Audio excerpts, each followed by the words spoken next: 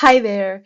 In this lecture, we're going to be focusing on some key takeaways from disasters and health to think about the future and how you can use some of the lessons learned from this class to apply it in other contexts within your community and abroad.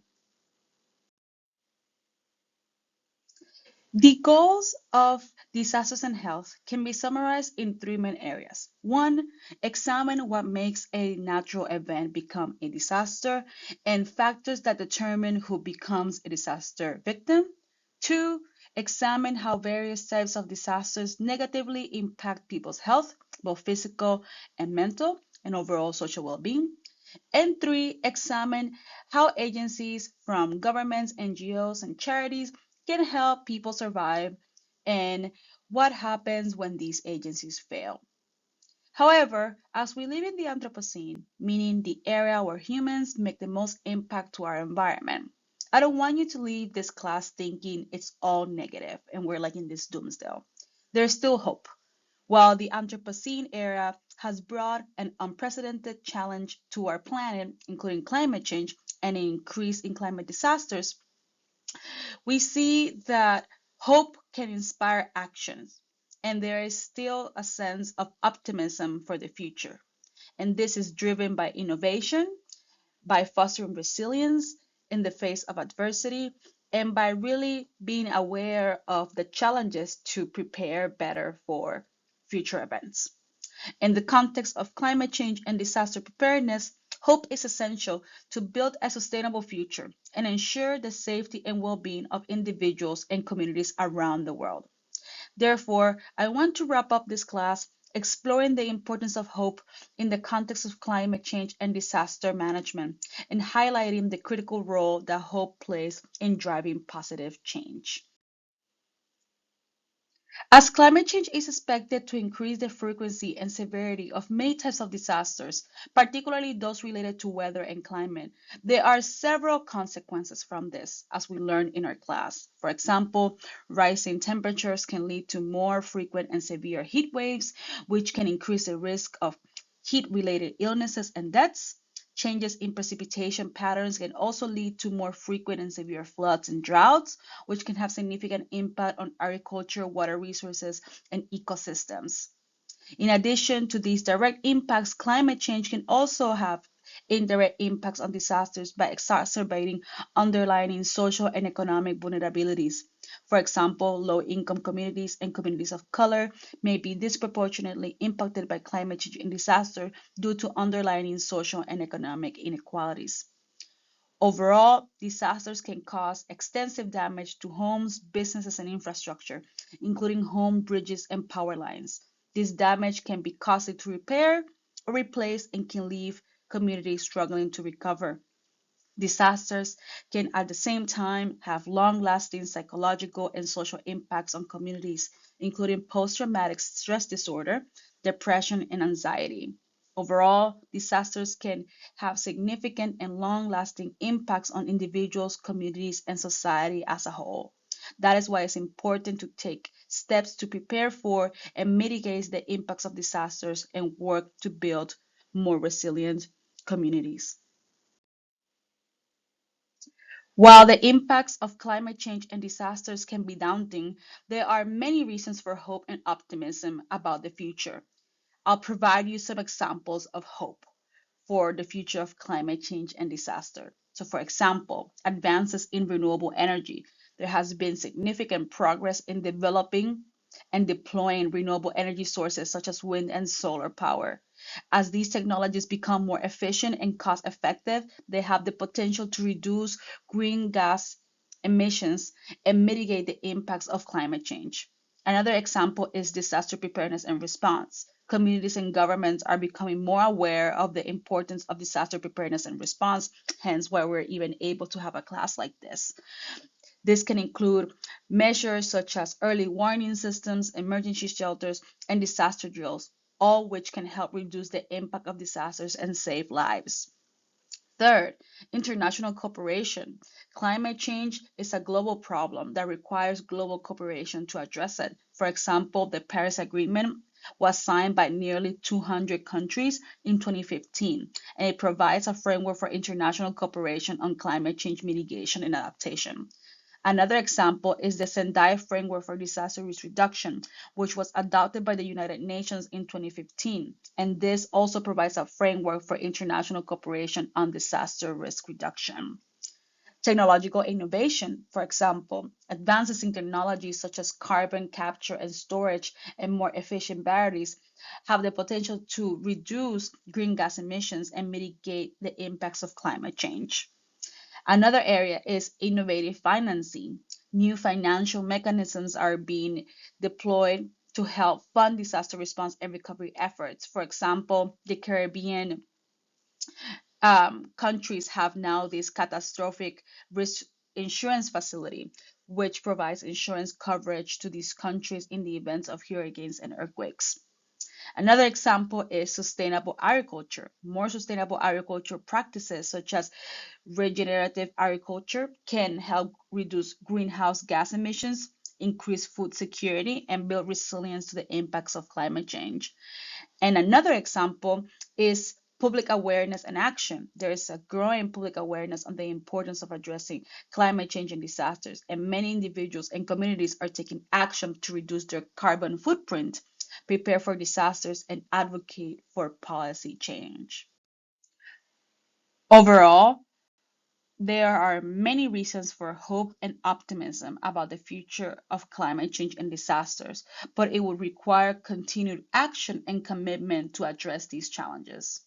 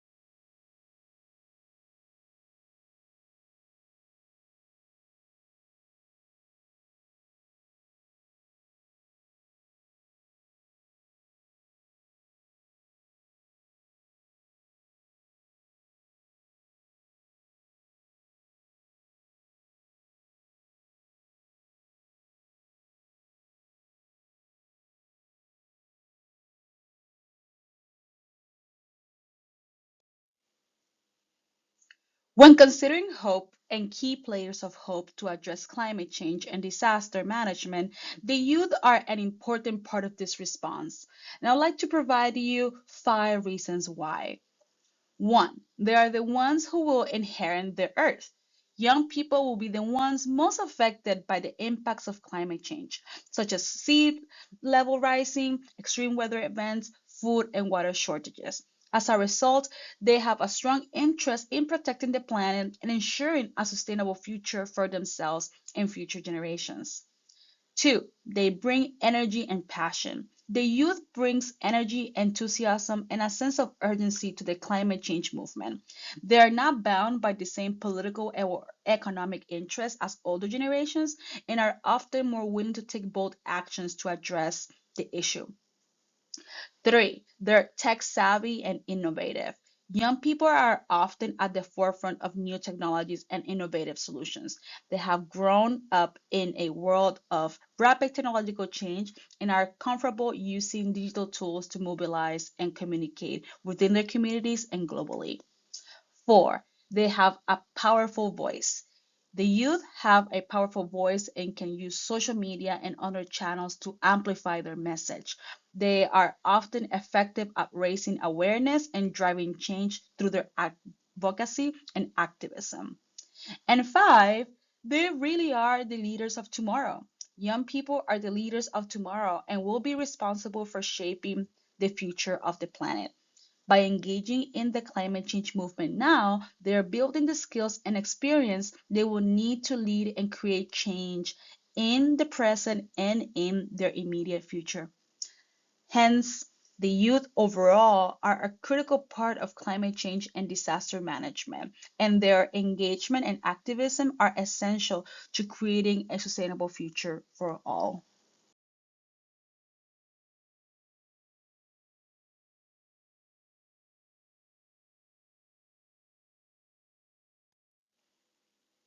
Given the key role that the youth can play in climate change and disasters, there are many inspiring youth led initiatives, and I want to provide you some examples. First, we have Fridays for Future. This global movement started by the 16-year-old Swedish activist Greta Thunberg, and it sees student strikes from schools to demand action on climate change. The movement has gained momentum around the world, with students from over 100 countries taking part of it. Another example is Zero Hour, and this youth led organization focuses on climate change action and advocacy. Zero Hour is organized by the Youth Climate March that occurred in Washington, D.C. in 2018, and since then has held events and campaigns to raise awareness and push for policy change. How amazing! Third, we have Planet for the Planet. This initiative, started by a 9-year-old boy in Germany, that aims to plant 1 trillion trees around the world to combat climate change. The organization has since grown to include a global network of children and youth planting trees and advocating for climate action. And lastly, Youth Climate Change Leaders is a global organization that provides training and support to young people working on climate change issues. The organization aims to empower youth to become leaders in climate action and advocate for policy change. These are just a few examples of the many inspiring youth led initiatives for climate change and disasters. Through their passion and commitment, young people are driving change and pushing for a more sustainable future. Now, focusing explicitly on disaster mitigation and response, I want to provide also some examples of youth led initiatives to address this emerging concern. One in the United States is the Youth Emergency Preparedness Council. This initiative was launched by the Federal Emergency Management Agency, also known as FEMA, in the United States. And it brings together high school students to learn about disaster preparedness and emergency management.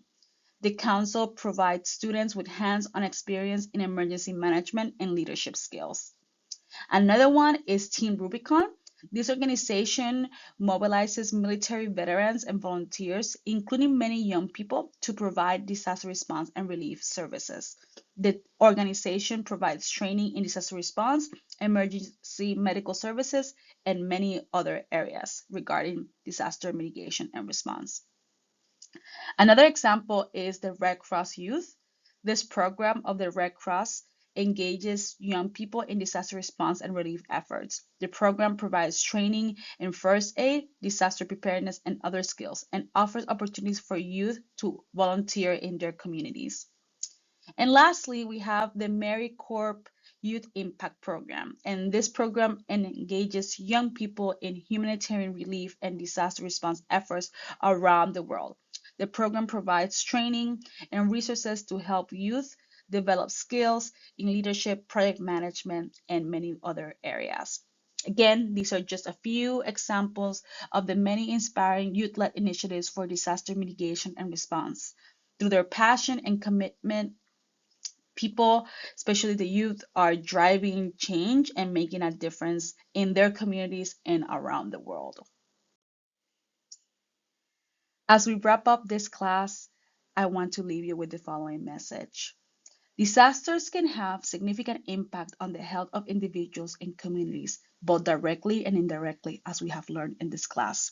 However, it is important to take steps to prepare for and mitigate the impacts of disasters, particularly for vulnerable populations.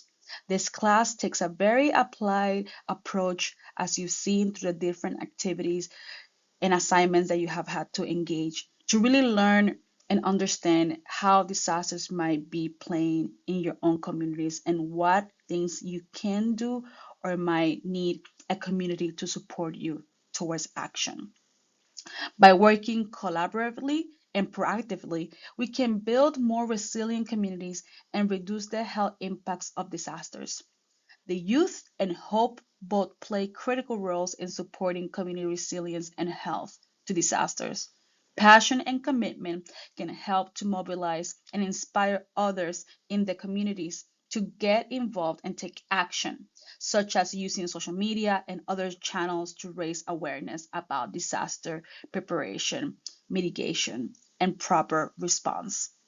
Also, to advocate for policies and programs that support community resilience and health. Thank you for listening. I hope you have enjoyed this class and that you can take some of the lessons learned towards other courses and within your own communities.